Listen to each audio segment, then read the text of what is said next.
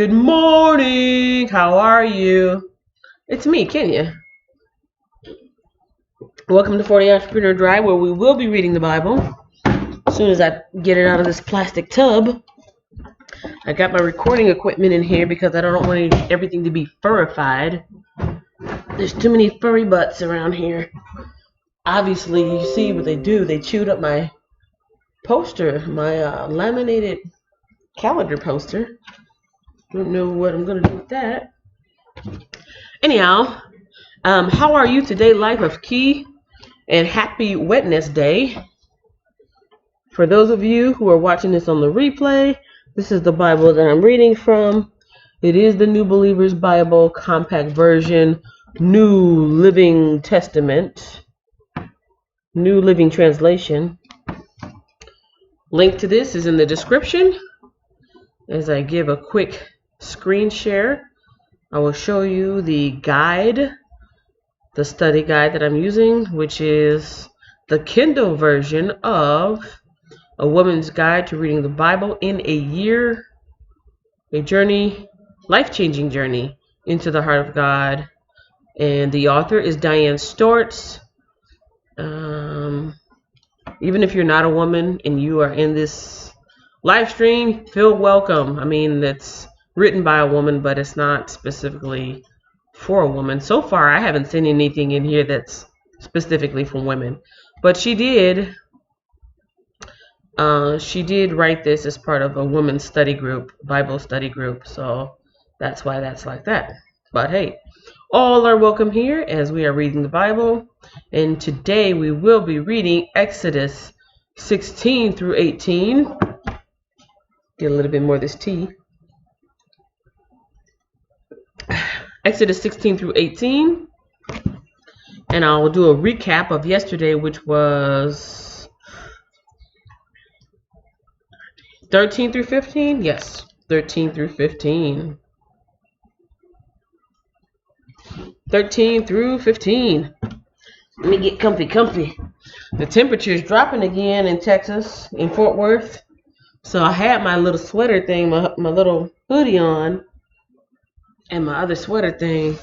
And I'm hoping that you guys don't hear the little space heater that I've got on my little feet, my little footsies. Well, they're not little feet, but my little tootsies, my little toes get cold over here. All right. Get my OBS up so I can see. That looks really weird. Oh, I didn't check that out before I started. Let me do a real quick move like that because that looks weird the way it was hanging up there. All right. So let me do a quick recap. Yesterday I read Exodus, which is in the Old Testament, and it was chapters 13, 14, and 15. Moses and his brother Aaron have just led the Israelites out of Egypt, out of years and years and years of slavery. The Pharaoh was trying to reclaim them. That's a nice way of putting it. The Pharaoh was chasing after them with his whole army. After going through all those plagues and being stubborn, he let the people go and then chased them down. Of course, you know, the parting of the Red Sea. The Israelites made their way through, and the Pharaoh and his people did not. And so we're talking about the people were celebrating the Passover, and then the dedication of the firstborn child and the firstborn like livestock, sheep or goat or cow, I think. I don't remember exactly. And of course, the firstborn of the livestock were to be as sacrifices, and then the firstborn of the children were dedicated to God, but then the people bought them back from God. And that was symbolism like, okay, I brought you out of Egypt, and as a symbol of me dedicating, it was better explained in the Bible. I don't want to paraphrase it, but it was a matter of fact. Let me go back and see if I can read it. But it says dedication of the firstborn, and Israel's wilderness detour. The Egyptians pursue Israel, escape through the Red Sea, and then a song of deliverance, bitter water at Marah, and that was 13, 14, and 15. Here we go. In the future, your children will ask you, what does all this mean? This is in chapter 13, Exodus 13, and verse 14. This is God speaking. And in the future, your children will ask, what does all this mean? Then you will tell them, with the power of his mighty hand, the Lord brought us out of Egypt, the place of our slavery. Pharaoh stubbornly refused to let us go, so the Lord killed all the firstborn males throughout the land of Egypt, both people and animals. That is why I now sacrifice all the firstborn males to the Lord, except that the firstborn sons are always brought back. This ceremony will be like a mark branded on your hand or your forehead. It is a reminder that the power of the Lord's mighty hand brought us out of Egypt. And so that was chapter 13. And of course, 14 talked about the Egyptians' pursuit of Israel, escape through the Red Sea, song of deliverance, bitter water in Merah, bringing us current to Exodus chapter 16. Manna and quail from heaven.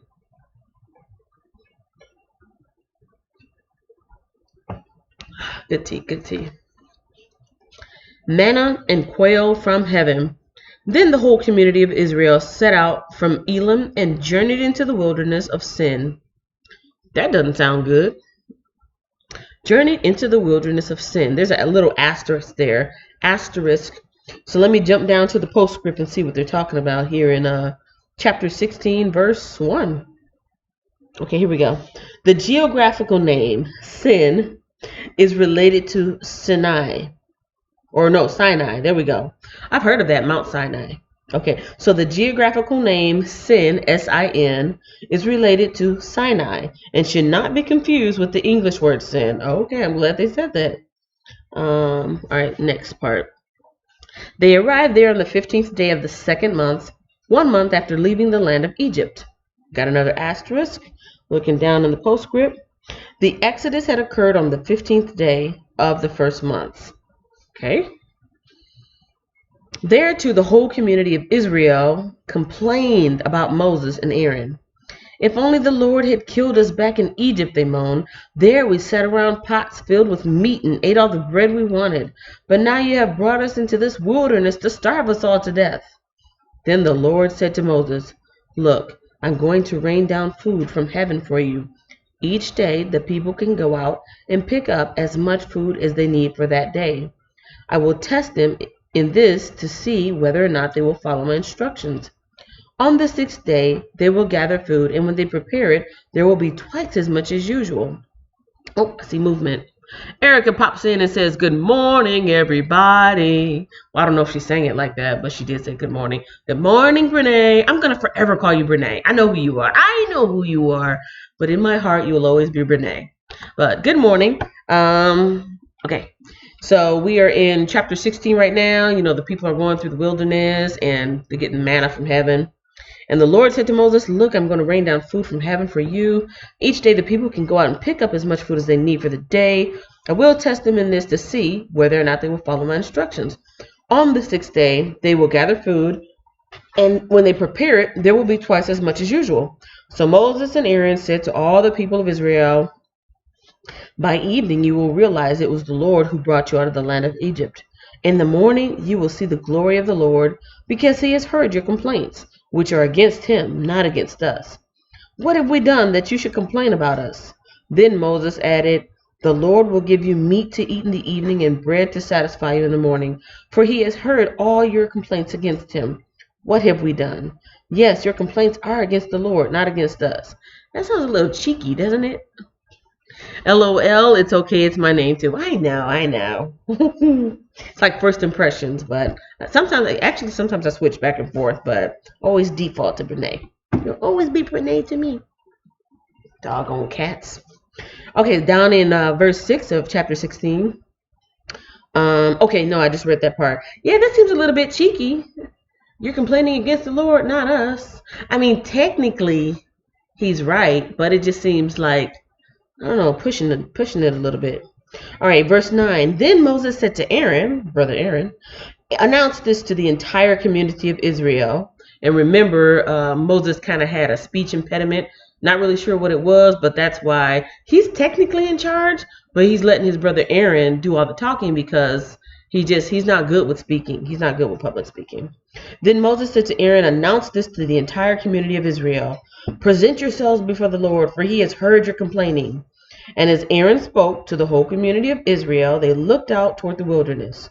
There they could see the awesome glory of the Lord in the cloud.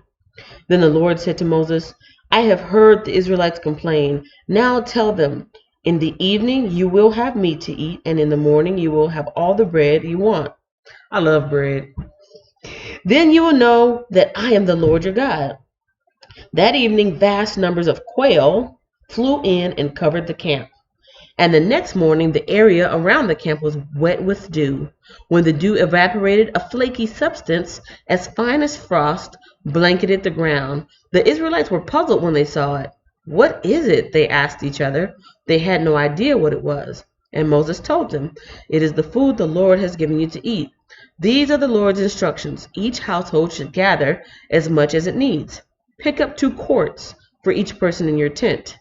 All right, I see a little asterisk. What does that mean? Pop down here to the postscript. 16 and 16. An omer. I have no idea what an omer is, but it's telling me something about an omer. A Hebrew measurement of an omer. Okay, good to know. Everyone had just enough. Those who had gathered a lot had nothing left over. And those who had gathered only a little had enough. Each family had just what it needed. Then Moses told them, do not keep any of it until morning. But some of them didn't listen and kept some of it until the morning. But by then it was full of maggots and had a terrible smell. Moses was very angry with them. After this, the people gathered the food morning by morning, each family according to its need. And as the sun became hot, the flakes they had not picked up melted and disappeared. On the 6th day, they gathered twice as much as usual, 4 quarts for each person instead of 2. Then all the leaders of the community came and asked Moses for an explanation. He told them, this is what the Lord commanded. Tomorrow will be a day of complete rest, a holy Sabbath set apart for the Lord. So bake or boil as much as you want today and set aside for what is left for tomorrow. So they put some aside until morning, just as Moses had commanded. And in the morning, the leftover food was wholesome and good, without maggots or odor.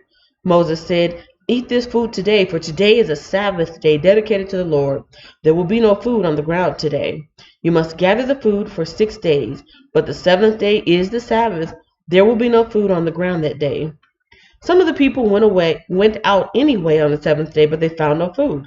The Lord asked Moses, how long will these people refuse to obey my commands and instructions? They must realize that the Sabbath is the Lord's gift to you. I need to realize that. I see movement in the chat room. Hannah Gatlich says, and hello to Puerto Rico. My parents are there visiting. Hey, that's awesome. It's good to see you again. Hey, if you ever cannot make a day, that is fine. Come when you want. Leave when you want. Either way, I'm going to be here because this is my New Year's resolutions. I'm just sharing it with you all as my friends. So, yes, I'm glad to see you here. But the days that you're not here, I'm not disappointed. Just do what you got to do. But, yes, say hello to the parents there for me. Yeah, I mean, these people complaining left and right. Here's my thing. You have seen miracle upon miracle upon miracle. I mean, are they just becoming that used to it that they're just like, they forget it that quickly? You know, maybe we do that sometimes. Like, you know, when things are going bad, we're like, man, I wish things would turn around. And then when things go good, we get kind of complacent. But I mean, this is miraculous times going on. I mean, truly miraculous times, and they're still complaining. Oh yeah, that's what I was saying. This is why he gives you a 2-day supply. Hold on, let me back up. How long will these people refuse to obey my commands and instructions? They must realize that the Sabbath is the Lord's gift to you, meaning rest. That is one thing I don't do. I probably have a lot of sins right now. I probably have a lot more going on than I want to claim or even acknowledge. But I know that is the one top thing for me is I don't rest. When I say I don't rest, I mean like I work 7 days a week, even though I complain about my job making me work 6 days a week. I personally choose to work every single day and I don't rest. That's not good. That's not like on my day off, I'm doing stuff, and I shouldn't. I should be resting. I should be reflecting. I should be reminiscing. I should be relaxing. I should be worshiping. I should be just being, and I don't do that. And it says right here, I am giving this as a gift to you because we all need to rest and relax. Amen to that. We all need to take a break. Okay, let me finish up. I'm still in chapter 16, and I'm down here in verse 29. They must realize that the Sabbath is the Lord's gift to you. That is why he gives you a 2-day supply on the 6th day. So there will be enough for 2 days. On the Sabbath day, you must each stay in your place. Do not go out to pick up food on the 7th day. So the people did not gather any food on the 7th day. The Israelites called the food manna. It was white like coriander seed, and it tasted like honey wafers. Let's see, manna, manna, manna, verse 31. Manna means, what is it? It literally means, what is it? It's kind of like that French word, je ne sais quoi, which sounds really cool. But when I learned French, I don't remember it anymore, but when I learned French, it literally means, how do you say? Like, really? I thought it had a better meaning than that. But okay, manna means, what is it? Let's see, verse 32. Then Moses said, this is what the Lord has commanded. Fill a 2-quart container with manna to preserve it for your descendants. Then later generations will be able to see the food I gave you in the wilderness when I set you free from Egypt. Moses said to Aaron, get a jar and fill it with 2 quarts of manna, then put it in a sacred place before the Lord to preserve it for all future generations.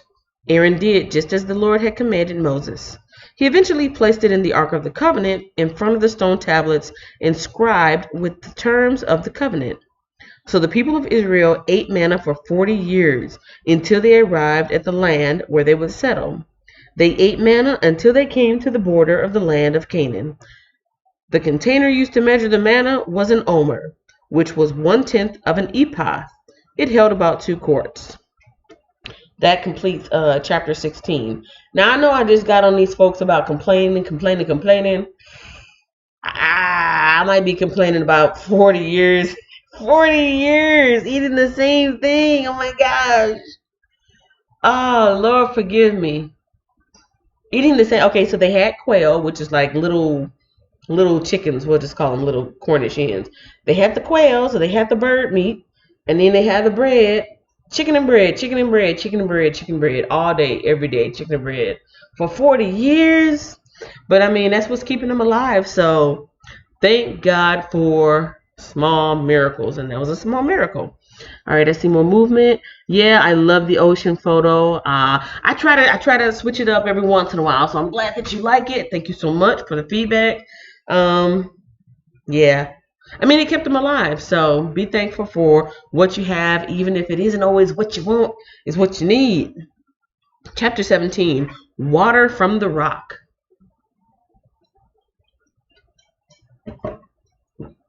At the Lord's command, the whole community of Israel left the wilderness of Sin. I'm going to call it Sin. It looks like the word sin, but I'm going to call it Sin because it's short for Sinai. The whole community of Israel left the wilderness of Sin and moved from place to place. Eventually they camped at Rephidim, but there was no water there for the people to drink. So once more the people complained against Moses. Give us water to drink, they demanded. Quiet, Moses replied. Why are you complaining against me? And why are you testing the Lord? But tormented by thirst, they continued to argue with Moses. Why did you bring us out of Egypt? Are you trying to kill us, our children, and our livestock with thirst? Then Moses cried out to the Lord, what should I do with these people? They are ready to stone me. Quick observation and commentary. When something is going wrong, they do come to Moses and they, voice their complaints. And then Moses is talking to God. It doesn't mention, not saying that it didn't happen, but it didn't mention that the people suffered and the people prayed. And then they went to Moses. Like there's no mention of prayer here. It's just like something goes wrong, the people complain. Something goes, awry, the people complain. Something is not the way that people want, and the people complain. It never actually says the people talk to God. They just went and complained to Moses and Aaron, and then they took it from there and they took it to God. So Just a little observation and commentary. Complain, complain, complain.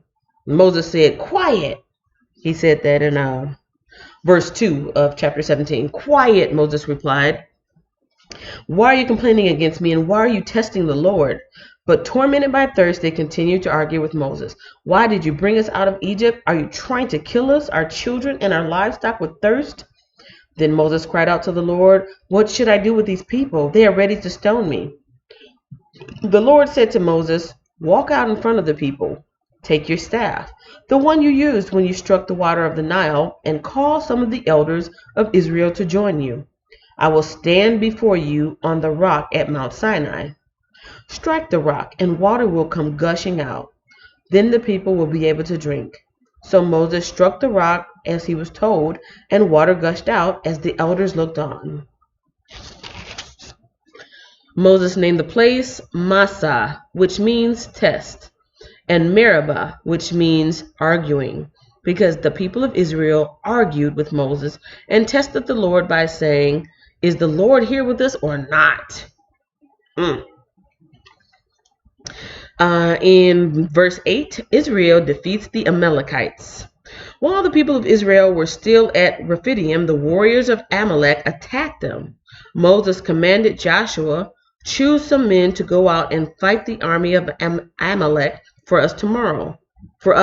Tomorrow I will stand at the top of the hill holding the staff of God in my hand. So Joshua did what Moses had commanded and fought the army of Amalek. Meanwhile, Moses, Aaron, and Hur climbed to the top of a nearby hill. As long as Moses held up the staff in his hand, the Israelites had the advantage. But whenever he dropped his hand, the Amalekites gained the advantage. Moses' arms soon became so tired he could no longer hold them up. So Aaron and Hur found a stone for him to sit on. Then they stood on each side of Moses, holding up his hands. So his hands held steady until sunset. As a result, Joshua overwhelmed the army of Amalek in battle. Get your little cat butt off of my poster board.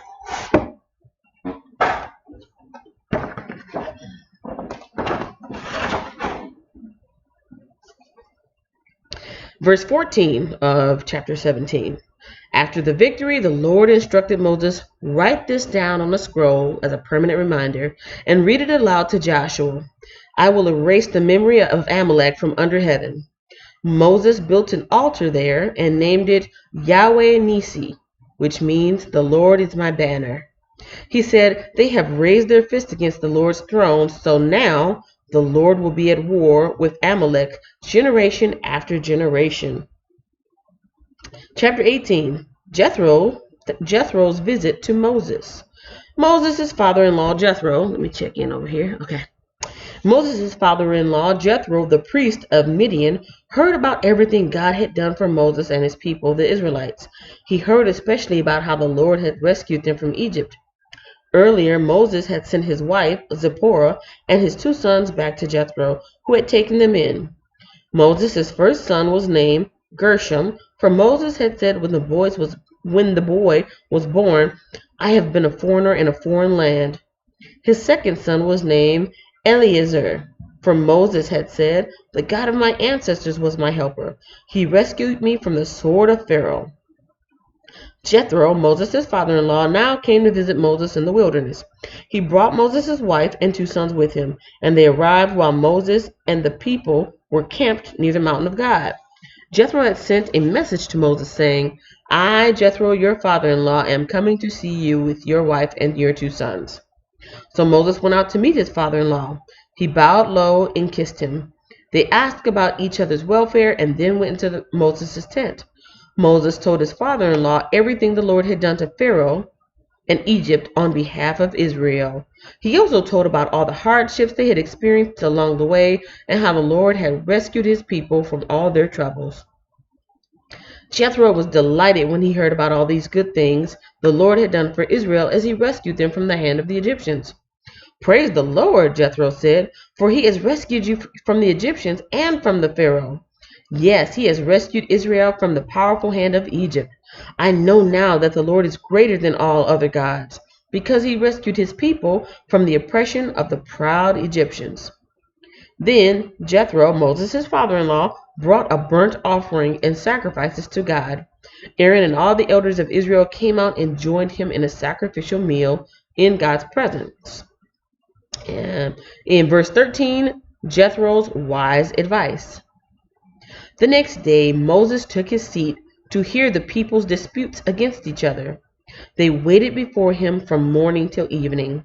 When Moses' father-in-law saw all that Moses was doing for the people, he asked, "What are you really accomplishing here? Why are you trying to do all this alone while everyone stands around you from morning till evening?" Moses replied, "Because the people come to me to get a ruling from God. When a dispute arises, they come to me, and I'm the one who settles the case between the quarreling parties. I inform the people of God's decrees and give them his instructions." "This is not good," Moses' father-in-law exclaimed. "You're going to wear yourself out, and the people too. This job is too heavy a burden for you to handle all by yourself. Now listen to me, and let me give you a word of advice, and may God be with you. You should continue to be the people's representative before God, bringing their disputes to him. Teach them God's decrees and give them instructions. Show them how to conduct their lives. But select from all the people some capable, honest men who fear God and hate bribes. Appoint them as leaders over groups of 1,000, 100, 50, and 10. They should always be available to solve the people's common disputes, but have them bring the major cases to you. Let the leaders decide the smaller matters themselves. They will help you carry the load, making the task easier for you. If you follow this advice, and if God commands you to do so, then you'll be able to endure the pressures, and all these people will go home in peace." Moses listened to his father-in-law's advice and followed his suggestion. He chose capable men from all over Israel and appointed them as leaders over the people. He put them in charge of groups of 1,000, 100, 50, and 10. These men were always available to solve the people's common disputes. They brought the major cases to Moses, but they took care of the smaller matters themselves. Soon after this, Moses said goodbye to his father-in-law, who returned to his own land. That's it. That is chapter 16, chapter 17, chapter 18 of Exodus. I'm really wanting to get to this cornerstone, but the cornerstone covers chapter 20, which will be tomorrow. Tomorrow will be 19. Tomorrow is Thursday, and tomorrow will be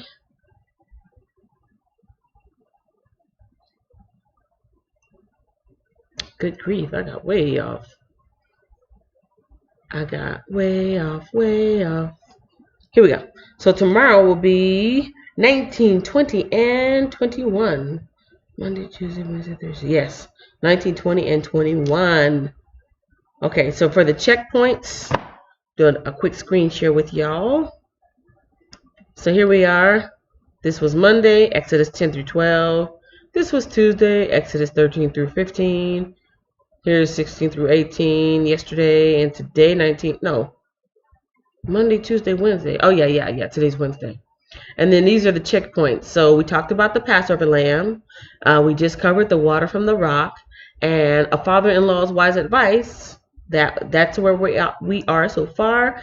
And I'm really interested in knowing what the eagle's wings mean, and a meal on a mountain. But yes, we got 3 more days to finish those up, and then we will be, I don't think we'll be out of Exodus. I kind of want to peek ahead. Should I peek ahead? Let me peek ahead. We got to peek ahead. Yeah. We got 3 more days of Exodus next week, and then we're going to pop back into the New Testament and pick it up at Mark. So last week we did Matthew in the New Testament, and next week we're going to finish up Exodus and start Mark. So that's cool. Cool. Any comments, any questions, any concerns, any criticisms, any critiques? If so, leave them in the comment box, because I'm signing off. That's it. It seems like they're getting shorter. Is it just me? It seems like the readings are getting shorter. It seems like they're getting shorter, which is fine by me, because sometimes you just need like a small amount of information, meditate on it, think about it, reflect on it, and then you learn a little something. Thank you to my special guests of the day, Life of Key, Erica Brene Vlogs, and Hannah Gadlich. Thank you, ladies, and to those who are chilling in the background, I do thank you too. And for those of you who are watching this on the replay, and I thank you too. And I thank you, and I thank you, and I thank you. Thank you, everybody, for joining me on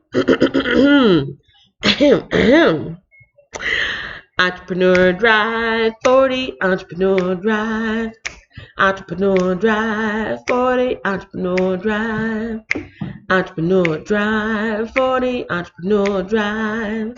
Thanks for watching, share, like, and subscribe. And thank you to all my new subscribers. See you later.